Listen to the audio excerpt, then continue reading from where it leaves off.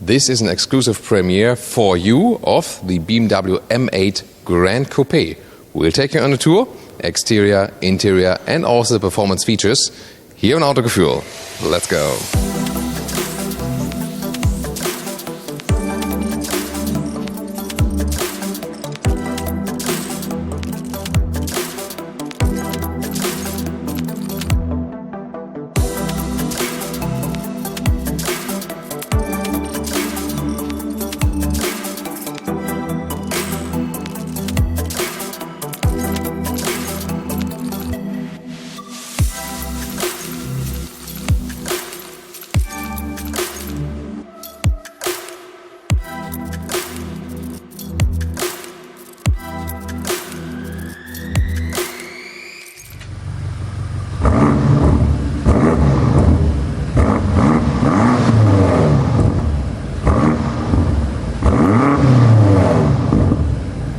Please subscribe if you haven't done so far to get all the news of the latest car premieres. Here, the front of the BMW 8 Series in general has this big front double kidney, very horizontally drawn, together with the headlamps, which come standard with LED, optional those laser lights, then with the blue accentuations. And the M8 has some stronger lower bumpers right there, and also more open front grille right there for more cooling power and also more aggressiveness in the design. The carbon roof comes standard with the M8. However, this car here is optionally equipped with the additional carbon fiber package, which then also includes some more carbon fiber accentuations, for example here in the front and also over the rest of the vehicle. 5.08 16'8" or 200 inches is the length of a normal BMW 8 Series as Gran Coupe, and here in the M8, well, maybe a little bit different because of the overhangs of the spoilers, but basically the same. This one here, the Gran Coupe, is the 4-door coupe of the 8 Series and will be the most significant in their lineup. Well, the M8 will of course not be bought in very high numbers, so that's a very exclusive version and soon more also to the power. Here in the side profile you can see the normal M8 started with 19-inch. The competition, which is this car, this is the M8 Competition Gran Coupe or M8 Gran Coupe Competition, however you want to put it. 20-inch wheels, the biggest one available. Massive style here in the black. Then again, those additional carbon fiber accentuations. Also, we have special side mirrors here also with more aerodynamic features and again with this carbon fiber cover. Then the carbon fiber roof, as I said, is standard for the M8. Well, reduces a little bit of the weight, but is more definitely for the visual part. A wine red-like color here. This is one of the individual colors. Pretty spectacular also for that one, but I think a more screaming out color would even fit better to an M8. Or what's your take on that? The general design of the Gran Coupe, of course, here with the additional door and also the long roofline right there. Very strong shoulders and also this glass that is put a little bit lower than the outside pillar of the car. Overall, I think a very sleek design. So the length of the car is not really that visible. It looks sleeker than it actually is. Difference to the normal 8 Series Gran Coupe here with the M8 is this additional carbon fiber spoiler right there. Then also the M8 Competition badge, as this one said, competition model, and of course massive rear diffuser, carbon fiber, and then this 4-pipe exhaust, real exhaust pipes, and extremely massive, of course, to boost that sound. And speaking of technology details, the 8 Series comes with an adaptive suspension, so no air suspension available, but you also don't need it because the adaptive suspension is actually quite cool, both comfortable and sporty. However, here in the M8, it has a way sportier setup, way stiffer setup, so we'll see how that one plays out as for the comfort. And a normal 8 Series Gran Coupe would offer a rear axle steering to give you some more agility. However, they did not go for that one in the M8 because I said it doesn't fit to our rather purist concept. It is, however, based on all-wheel drive, so rear plus front on demand. But the same way as the M5 all-wheel drive works, you can set it to an all rear-wheel drive. So it's an adjustment thing. So in the sportiest mode, then you can get to rear-wheel drive only. You can deactivate all of the assistance systems, and then it's a, again, purist rear-wheel driven car. And you can also get rid of all electronic helpers on demand if you like it. And by the way, difference from the normal N8 M8 and the M8 competition is, you have a little bit different inclination from the front wheels. On the front axle, you have a modified rear axle as well. So, and also those, bigger wheels. So those are some differences together with a little horsepower difference from the M8 and M8 competition we'll talk about right now. So, what's powering this thing? It's a 4.4 liter V8. The base same engine as in the M850i, the M Performance model, but here the true M model then comes not with 530, but here then with either 600 or in the M competition with 625 horsepower. And the acceleration figure is about 3.5 seconds to 100 kilometers or 62 miles an hour. Of course, very, very powerful. As I said, rear-wheel drive only possible, but all-wheel drive is the standard setup, made it to a converter automatic gearbox. Then, what's also interesting right here, the color is ametrin metallic. This one is the individual color code, and it's also here on the badge under the hood. Pretty interesting. And now I'll put the microphone behind the car next to the exhaust. I will rev it up here once, first in the normal mode, and then I'll activate the special exhaust valve, and we can see how the difference plays out in the sound.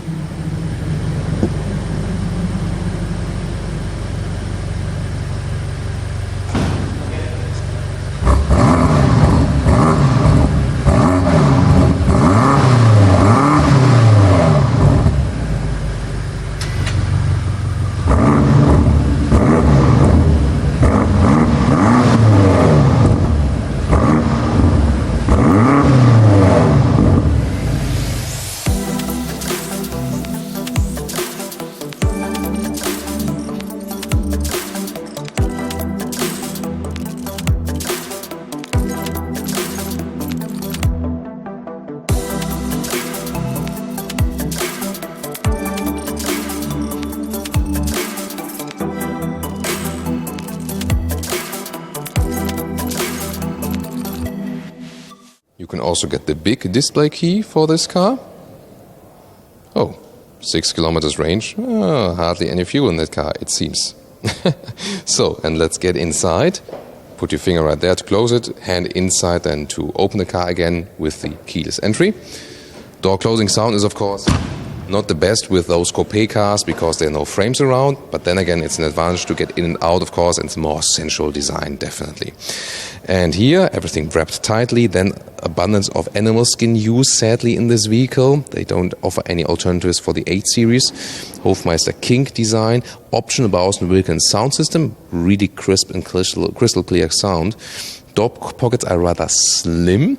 Then with illuminated M8 competition badge for the competition model. Well, if you go for the M8 or the competition, it won't make such a difference, honestly. So, and then there's the special M interior. You can already see at the steering wheel. The most significant thing are those 2 red knobs or buttons, and M1 and M2, and those are your hotkeys for your personal M mode for whichever setting you like for the electronic stability control, how you want the steering wheel, how you want the suspension, and so on. Or if maybe like you put M1 that you get directly to the rear-wheel drive only mode, or you put it to M2, so you can configure that yourself. That's the thing. Also M colors at the inside of the steering wheel, and then a special M seat, which has a little bit more side support there, and even more animal skin use. But what I found quite nice are those, color accentuations right there, and there is this special M badge here. Should also be illuminated, but it's not at the moment. And in the middle console, you can also see there's this red start-stop engine knob or button. And then there's the shifting lever, which also has the contour stitches and special buttons. We're soon going to show you where you can then adjust those buttons at the steering wheel. So a little bit more individualization for your personal racing style. So I get inside. And of course, you sit a little bit lower in this car in general, but it doesn't feel too much different than the normal 8 Series Gran Coupe as for the seating position and as for the ride height and so on. So I always think that the comfort should be a little bit better in those 8 Series cars just from the seat ergonomics. Maybe it's just a personal thing, but you have to try it out yourself. Considering the length of the car, the over dimensions. You don't have too much space here in the interior. Everything is very voluminous also from those consoles. Headroom. There's, of course, no panoramic roof in here since we have the carbon fiber roof, and then that still leaves some headroom above my head here, but to the side, of course, due to the flat A-pillar, it comes somewhat close, definitely. You can adjust the seat electronically as well as the steering wheel, so you can find a good position here. And, of course, very important, the manual shifting pedals here, always very well reachable. And they also give you a very nice feedback. So if you want to take this car on the racetrack from time to time, yeah, maybe that's not that realistic for this car because it's, I mean, base 8 Series Gran Coupe about 90k at least, and then this one, I mean, 165 something, and with some extras, probably then end up having double the price. And yeah, that's of course a price region which is already quite ridiculous, isn't it? Interior overview, left side, digital instruments, 12.3 inch, head-up display standard. Then right side 10.25 inch screen, also standard, so most of that stuff is then included at least. Then steering wheel here again, you see those mode buttons. I will soon show you how you can set them. When you set it on the central infotainment screen, then you can adjust the stuff, and then you have to hold the buttons, and after a while there's a beep sound like this, and then the setting is saved, and then you can switch around however you would like to have it. Really good size and also grip for the steering wheel. Then this huge middle console right there, LED ambient lighting is also nicely done. This climate unit, you can control it while driving still and adjust it like this. I like to be able to do that also to switch off or on the AC, because sometimes I also like to switch off or on AC while driving, not go deep in the menu or something.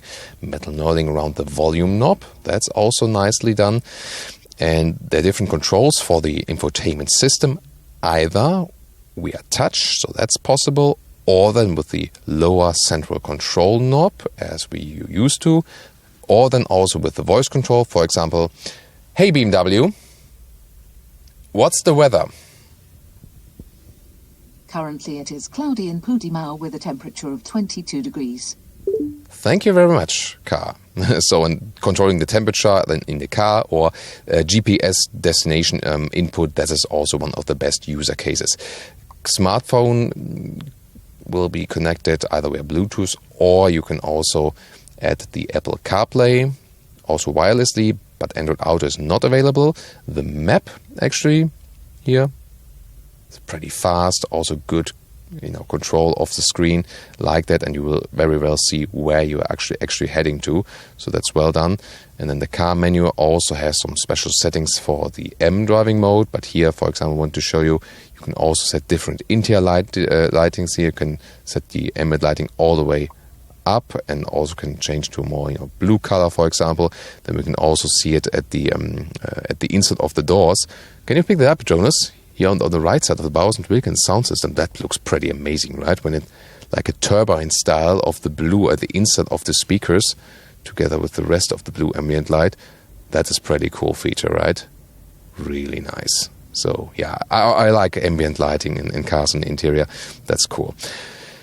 I'll soon show you the M setup. Let's first show you here the M8 competition badge in the lower end. Yeah, a lot of black piano lacquer is being used right here then. Don't like it that much, but they have an inductive charging pad here in the front, USB-A connecting device, adaptive cup holders, and then there's the special M shifting lever, a little bit crisper than the normal one, and also not this crystal, so crisper but not crystal. Indeed. Then here you can also set the suspension stiffer or softer, and red start-stop engine button. This then again is this MMI knob. Yeah, I know MMI it's called, or it was called at Audi, but still sometimes we call it that way. Some hotkeys for map and so on. And now it gets even more interesting. You have an exhaust button to put that one more, a little bit louder with the exhaust valve. Then you have the M mode button. So when you press the M mode button, this is rather about the assistant systems. So, and when you then check it up in the infotainment screen again, it changes.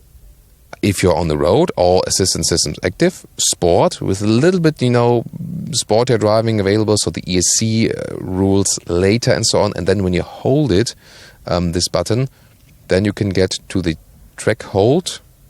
Let's say, track hold, yeah. No, sorry, the M mode, and then hold it. So sport, and now it should switch over. Yeah, there it is. So, and now everything could be deactivated if the car would be running, if the engine would be running and everything is deactivated. And that brings us back then here to the button that's below that, the setup button you can get right there. And here you can make your individual M settings, how you want to have it. And as soon as you're finished, for example, you want like a sportier steering, or you want a stiffer chassis, or like the suspension, or then you want to, when you put the ESC off, dynamic mode is what would be the first step, so it's a little bit more real bias. Or when you then hold the ESC button, then you can get to this two-wheel drive only mode. There we go, ESC off. And then this one is also available for switching. And when you then hold one of the steering wheel buttons, then you can have this exact configuration on your, maybe you heard the sound, on your M2 button at the steering wheel. So that's the way you set up your M driving experience then for your car.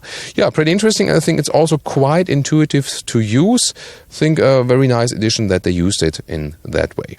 So, and two more things about this interior. When we pan a little bit up to this back mirror here, frameless, nice integration, beautiful. And above that, those BMW wings. I hope they don't flicker on camera at the moment. They do not in real life. And, this very beautiful design definitely still here.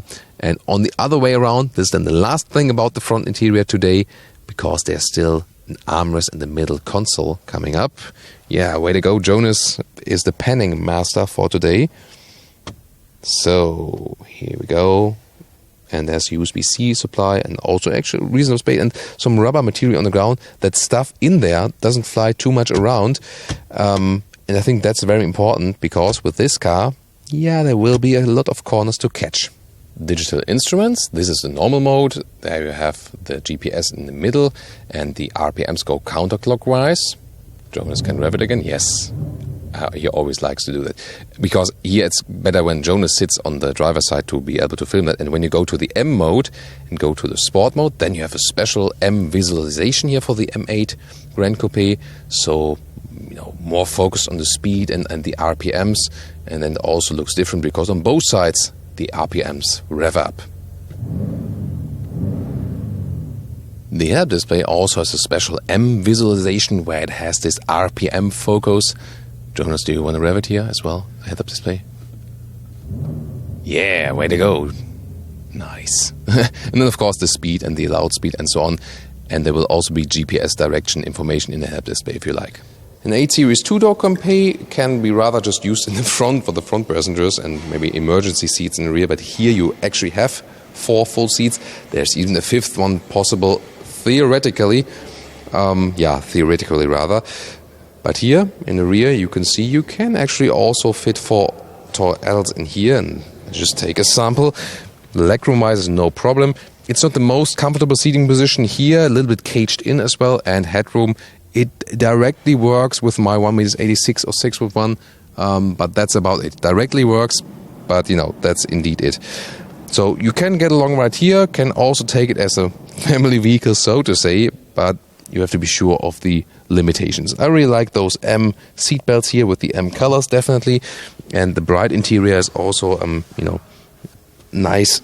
If you compare it to an all-black interior, you can theoretically also sit in the middle seat here, but just for a shorter period of time, because this very, very thick middle tunnel, where also carbon fiber is on the chassis being used to increase the torsional stiffness, and then 2 USB supplies here, USB-C, and a separate climate unit also for the rear seats. That's also another option. You can also get the seat heating for the rear seats. But even with this super expensive car, they still reserved some options for that. Manufacturers always like to take the top horsepower spec cars to the racetrack and show off there. But you can test the capabilities of the car. But most people will buy this car and still use everything the car has to offer. For example, also the trunk. And for this coupe style, you can see it's still very well usable. Of course, again, exterior versus interior dimensions, it's not the best package. But still, you can get along with this height, about 50 centimeters in height, and you can also flip the seats if you want to transport some longer things. This middle part you could also be flipped individually as a ski hatch, so at least you're a little bit flexible still here. And now to the conclusion for today with the BMW 8 Series Gran Coupe as M8 competition. Of course, abundance of power right there, more than you could possibly ever need. The V8 in comparison to the 6-cylinder engine, of course, increases the weight on the front axle. So with our test rides with the 8 Series cars, we actually felt that the 6-cylinder is even a little bit better because it has a little bit more weight than on the front axle. And the entry-level version, the 840i, also offers rear-wheel drive. And the other possibility would indeed be then going for the M8, because then you can have the rear-wheel drive on demand with this special function. So probably it's then either go for the lowest spec or go for the highest spec to be still able to get that rear-wheel drive, because I really felt then also with test driving the 840i, which you can tune into the full review, that rear-wheel drive fits the car very well and makes it also a little bit more agile. No rear axle steering here for that car. I can really understand the decision, but for a normal everyday driving customer, that would also definitely be pretty cool. This one here will be way stiffer from the suspension as for the riding comfort, so of course you will lose some comfort with this car, but if you buy the M8, you want that stiff sportiness, also more aggression in design, even more so than with the competition pack, which adds a little bit more precision to the steering feeling, for example, but there won't be a big difference between the M8 and the M8 competition. Interior, you still somewhat have a usable car, have enough space also at the rear seats, but if you consider the overall package, the 8 Series Gran Coupe does of course not offer so much interior as the exterior length would promise. That's the thing, that it's rather a design object, and definitely a very elegant one on the exterior. Way sportier and a little bit less elegant than here in the M8 trim, but overall still I think that's the number one purpose of this car, to be design object. On the interior, of course, we would expect, especially for the sportiest version, that we have some fabric or Alcantara seats, also to give a little bit more friction than when seating and being agile in the corners. So that's not a good decision in many ways they put in here in this very vehicle. So that is our overview for today, exterior and interior. And of course, at a later stage, we'll also take that one out to the track. Even if, the normal customer of this car probably will not ever take it out to the track, but rather enjoy the performance on the motorway or something, we will, of course, show you what it is maximum capable of then at a later stage. Thank you so much for tuning in today. Stay subscribed to keep that we can keep you updated with the latest premieres here, exterior, interior, and of course our extensive driving reviews. Thanks, and see you next time.